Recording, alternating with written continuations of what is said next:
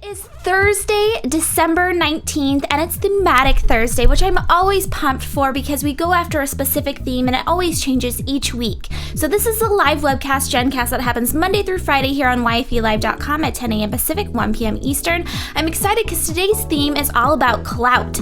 Now that's K-L-O-U-T, clout. And a lot of us know about it. We have accounts, we've seen our numbers, but we have no idea really how to influence, how to change it, or what it even means in our business. And so we have expert Gina Carr on today. Gina, thank you so much for joining us. Well, thank you. I'm happy to be here. So Gina, first of all, let's get started. And before we go into the clout, tell us a little bit about yourself and what makes you an expert at clout. Well, thanks for asking. Yes, I call myself the tribe builder. I help passionate people build powerful tribes of raving fans. And I do that mainly through helping people learn how to harness digital media to get their words out into the world, to get their message out so that they can recruit people to help them do whatever it is they want to do, change the world, make it a better place. What makes me an expert on clout comes from a couple things. Number one, I had an interest in clout because it's the harnessing of big data for marketing purposes. And I have an engineering degree from Georgia Tech, so there's the big data numbers side of me.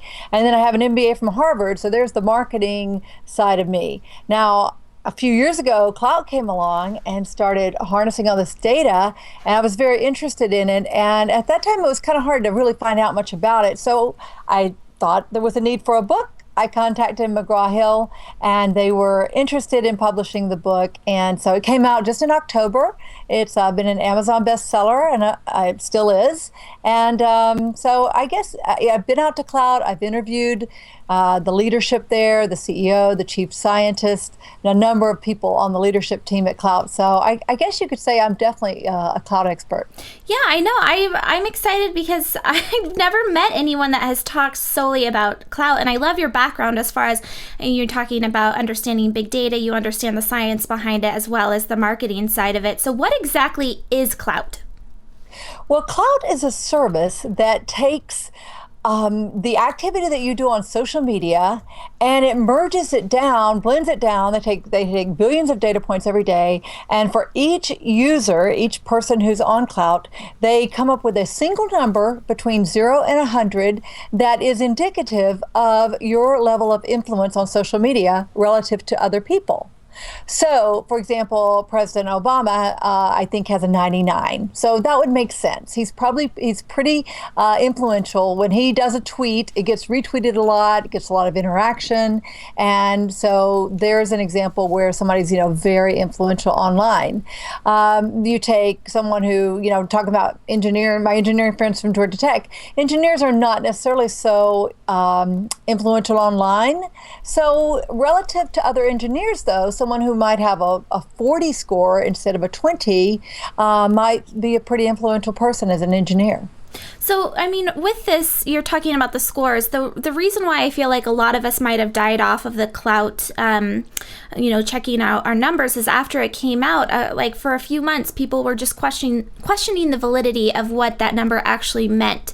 If Obama is at, 90 or towards 100 and we're at 30, why are we at 30? What goes into that scoring that makes the algorithm that makes you influential or not?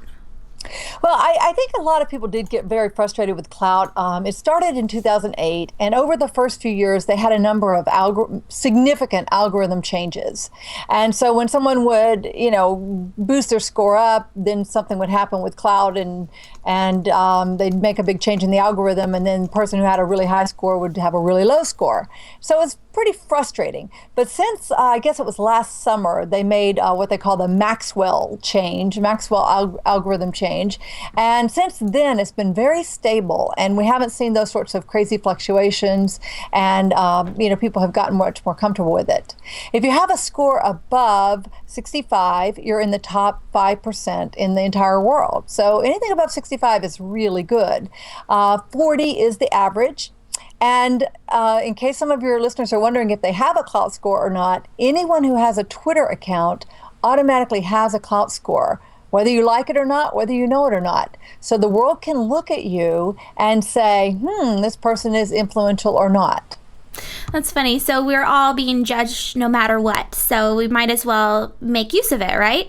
So since we're talking about influence and you mentioned that, what types of actions do you talk about in your book specifically that help you become influential on a space like Twitter or even Facebook without being pushy or salesy? I mean, we've talked about Gary Vaynerchuk's book on here, Jab, Jab, Jab, Right Hook, 1,000 times. And he talks about the idea that you have to be helpful and be of service and then ask for the sale. So what do you talk about in your book as far as being an influencer? Well, we do talk a lot about how to be engaging on your posts, how to get action, get interaction on your posts. And it might help right here just to say that there are a number of networks that Klout counts or allows you to connect. Among those are Facebook, Twitter, LinkedIn, Google+, Instagram, Wikipedia, Foursquare. But the ones that do count the most right now are Facebook, Twitter, and Instagram. And Wikipedia, if you happen to have a Wikipedia page, counts a lot also. But most people don't qualify for that because they aren't notable enough. So we'll put Wikipedia on the side right now. But those other networks, Facebook in particular, to be consistent, to be out there posting regularly and interacting with other people. So you want to do some of the posts that get the most engagement for me are just where I'm sort of posing a question about something. Like right now I just saw a friend of mine, she posted Christmas memory, and she talked about what was under her tree when she was in the 4th grade, and that got a tremendous amount of engagement. So these things that are things that you're thinking about anyway, you just sort of peel back your brain and your heart, and you open it up to social media, and from that you get the more personal side of the engagement. And so you want to be doing that 70 to 80% of the time. And then occasionally throwing out something that's more business oriented, something about the products and services that you offer. And even that you can do in a way that's not so promotional. Like I like to say something like, after I've gotten off a coaching call with a client, I'll say, I love it when I'm able to help people understand the power of social media. Just got off a call with one of my clients, and he's really excited about finding new customers on LinkedIn. So that's something that I actually had a question about. As far as influential topics go, Klout, it'll pull in topics that you're talking about and rank you on influence, right? And so if we're talking about Christmas and we get a lot of interaction around Christmas, but that's not necessarily our professional where we're geared towards, is that still something we should care about? Talking about things that we're just passionate about just for fun, or should we really stick to what we're an expert at on social media? Well, for most of us, you're not going to get the engagement that you might want to get around some of our expertises. If you just talk about your expertise all the time. And in particular, right now, mainly focusing on the Facebook personal profile. And for those of you who are wondering, your Facebook is going to ask, when you connect to Klout, it's going to say, do you want the Facebook personal profile or your Facebook business page? For probably everyone in your audience, Facebook personal profile is going to get a better Klout score than a Facebook business page, just because of the dynamics of Facebook EdgeRank and the way that Klout gauges that. So on your Facebook personal profile, if you're constantly posting about business, people aren't going to interact. They're going to hide your posts. They may unfriend you, that sort of thing. And we do have to remember that this is social media. It's not broadcast media. Although there are some things we can learn from TV ads and radio ads and those sorts of things, that same type of just broadcast activity will not work on social media. You have to interact. And if people, the way you get people to want to do business with you over the internet is you get them to cross what I call the know, like, and trust bridge, the KLT bridge. And for that, they generally do need to know a little bit more about you personally. It's funny that you mentioned that because I've said a number of times on this show and on YFE Chat that I am doing a very poor job of sharing who I am behind the business. And you can tell when people email you, apart from just your influence online, that when people contact you, they really don't know who you are. And so it's not helping your brand in any way. So on the same topic of brands and how we can utilize Klout as a brand and find those influencers that we want to talk about us on Klout, how do we do that? Are we able to just go on Klout and find people that are influential based off of the topic we're interested in and just reach out to them? Or do we have to go through some kind of Klout system? Yes. Okay. So let me answer that in two parts because I don't think I explained the topics very clearly earlier. Klout, in addition to this single score that they give you, they also give you a ranking. They also say that you're influential in certain topics. So for me, I'm influential in social media, Klout, Wikipedia, speakers and authors. Those are some of my clients. So those are topics that Klout has said I'm influential in. Now, it works two ways. Klout will automatically assign you topics if you haven't chosen your own. So you can choose your own and pop them into the topic manager, is what Klout calls it, and then Klout will leave those for you. But if you start talking, like you said, about Christmas, or one time I was talking about marketing campaign of Harley Davidson company, and so next thing I know, I'm supposed to be, Klout says that I'm influential about Harley Davidson motorcycles. So I haven't been on a motorcycle in many years, so that one didn't work for me. I took that off and replaced it with something else. So you want these topics. Now, when you go to Klout, you can search by topic, and it will tell you, I think right now it tells you the top 9 or 10 most influential people for that topic. And so you can reach out to them directly. But if you're a company and you want, or you're a brand and you really want to do a major marketing push to find Klout influencers, you're going to need to contact Klout and do a project with them that's called a perk. For example, when Chevrolet wanted to get more activity, more interest in their Chevy Volt, they went to Klout and they said, "Hey, can you tell us who's really influential about cars and also very influential about the environment?" They found the people that meshed those two subsets, and they offered them the car in certain cities for a long weekend. Nice. And then if they liked it, they could tweet about it. If they didn't like it, they didn't have to tweet about it or post about it. So it was a way for them to get a lot of really good earned media about the brand. See, that's where I'm excited about Klout, is just the research capabilities that you can go in there and find people who are talking about the topic your business is interested in. So like if you sell bracelets or something like that, you look at people who are influential in fashion and you can connect with them in that way. That's where I'm really excited about Klout. But before we get into, because I want to end with the Klout Matters, the course that you have that goes with the book.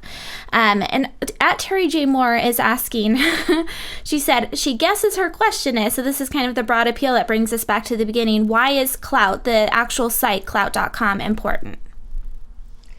Well, the site Klout.com is important. It's important on two fronts. For me, as a social media user, I want to know, am I doing well or not? A good analogy is, I can exercise every day and eat right, but if the scales don't show that I'm losing weight, I may not be accomplishing that particular goal that I had. Similarly, if I'm posting on Facebook and I'm tweeting and I'm sharing all this stuff on Google+, and my Klout score is going down, something's wrong. It's a gauge for me to look at myself. As well, it's a gauge for the world to look at me. And increasingly, people are asking, decision makers are asking for Klout scores because it's a very noisy world. And people can buy Twitter followers and they can buy Facebook fans. And when they can buy those things, then they don't mean as much. So how do you know who's truly influential?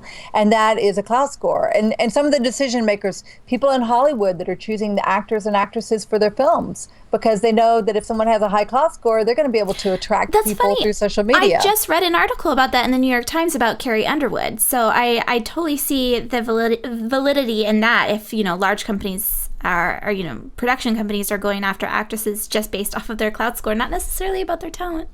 Sorry, Carrie Underwood. But anyway. Yes. Yes, and I know that your program is geared towards entrepreneurs, and there are a lot of probably entrepreneurs in waiting out there. Hiring decisions are increasingly being made using Klout Score, especially for those in marketing roles. Book publishers are starting to ask for it. People who are scheduling events, looking for speakers. Because it's going off of data. It's not necessarily you just looking at the profile and not having any context behind it. Correct. I think smart decision makers will use it as part of their decision-making criteria. But just like many cases, there will be a bottom line that some people will say, for this job, if somebody doesn't have a Klout Score above 60, I don't want to look at the resume. Scary. Yeah, at the Stacey Harris, who's a social media pro, she was talking about how her Klout Score is just at almost 65. So she hasn't been looking at it recently. So that's exciting. So I want to end with the Klout course. Let me pop this on so you guys can see what this is, because this actually got me excited too.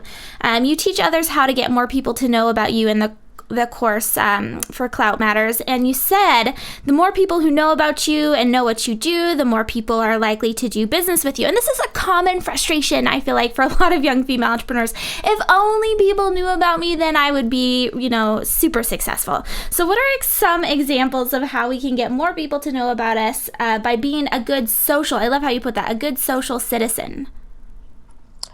Well, some of the examples are when you post a tweet, say agree/disagree and state your position. You're more likely to get people to interact with you there.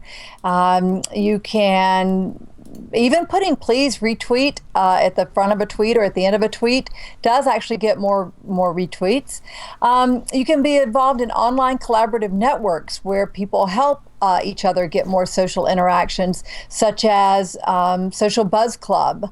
That's a group that I belong to. Is that something that's effective, being in a club like that? Because I know there's a number of young female entrepreneurs that participate in something called Thrive Hive and other groups where it's more about sharing social links and asking others to share for you. Those actually do work. And, you don't want to abuse or overuse a system like that, because Klout is looking for, if it's the same people interacting with you all the time, that's going to start counting less and less for your score than if new people are interacting with you. But they definitely do help. And, it's much like if you were in a leads club or a business networking group, well, you're going there and you're kind of recruiting your little army of cheerleaders to help promote you, and you're promoting them. It's the same thing online. Interesting. So Gina, thank you so much for being on with us this morning, or this afternoon if you're on the East Coast. I really enjoyed hearing more about Klout, because I, like most young female entrepreneurs, probably got on it a couple years ago and then it's fizzled out a little bit for us. And this has definitely gotten me excited to jump on. I'm a little scared to look at my score though. So I'll have to check out your book to see how I can improve it. So Gina, where can everyone find you online and find your book? Well, the best place to go would be to go to our website, cloutmatters.com. And from there, you can download 2 free chapters of the book. You can see a link to join our Facebook discussion group where we're talking about Klout all the time. And then I'm real easy to find. I'm at Gina Carr, GINACARR on Twitter. And then my website's ginacarr.com. But I encourage you to go to cloutmatters.com. And of course, there's an Amazon link so you can buy the book. That would be wonderful. Thank you so much for this opportunity to share. Thank you again, Gina. So everyone, you've been watching the live daily webcast called Jenn Cast that happens live, like I said, Monday through Friday at 10 a.m. Pacific, 1 p.m. Eastern. Hopefully you'll join me tomorrow for Focus Friday. It is our last live webcast before the end of the year. So we're going to take a short hiatus before we come back in 2014. This has been our little opening season, pilot season type of a deal, and we're going to come back with some refreshed look and fun topics and awesome guests. So you can tweet me at Jennifer Donogh. Make sure that you sign up for our mailing list at yfe.me/mailed to find out more about young female entrepreneurs. Thank you again for joining us, and have a fantastic Thursday. Oh, and don't forget about YFE Chat tonight at 6 p.m. Pacific, 9 Eastern, here again on YFElive.com.